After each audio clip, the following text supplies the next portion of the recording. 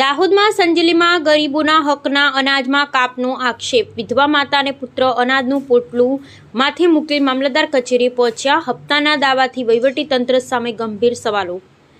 દાહોદ સંજેલી તાલુકામાં જાહેર વિતરણ પ્રણાલી પીડીએસ અંતર્ગત ગરીબ અને વિધવા લાભાર્થીઓને મળતા સરકારી અનાજના વિતરણમાં ગંભીર ગેરરીતિઓ થઈ રહી હોવાના પુત્રએ અનાજનું પોટલું માથે મૂકી મામલતદાર કચેરી લેખિત રજૂઆત કરી છે। અરજદારે સમગ્ર મામલે નિષ્પક્ષ તપાસ, જવાબદારો સામે કડક કાયદેસરની કાર્યવાહી અને ગરીબોને ન્યાય અપાવવાની માંગ કરી છે।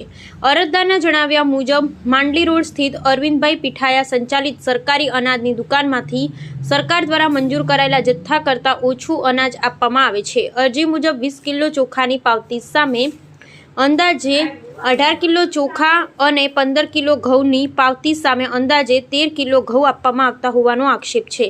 સરકાર ગરીબોના કલ્યાણ માટે જાહેર વિતરણ પ્રણાલી હેઠળ અનાજ પહોંચાડવા કરોડો રૂપિયાનો ખર્ચ કરે છે અને સરકારી કર્મચારીઓને પણ સરકારના નિયમો મુજબ નિયમિત પગાર તથા ભથ્થા ચૂકવવામાં આવે છે।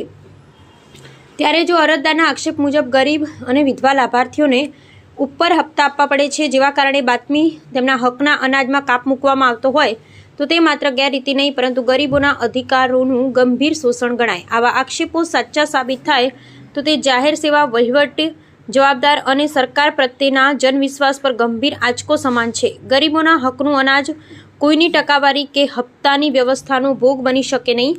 જો કોઈ કર્મચારી અથવા જવાબદાર વ્યક્તિ પોતાના હોદ્દાનો દુરુપયોગ કરી ગરીબોના અધિકારો પર તરાપ મારતો હોય તો તેની સામે માત્ર વિભાગીય કાર્યવાહી નહીં પરંતુ લાગુ પડતા કાયદા મુજબ કડક દંડાત્મક કાર્યવાહી થવી જોઈએ।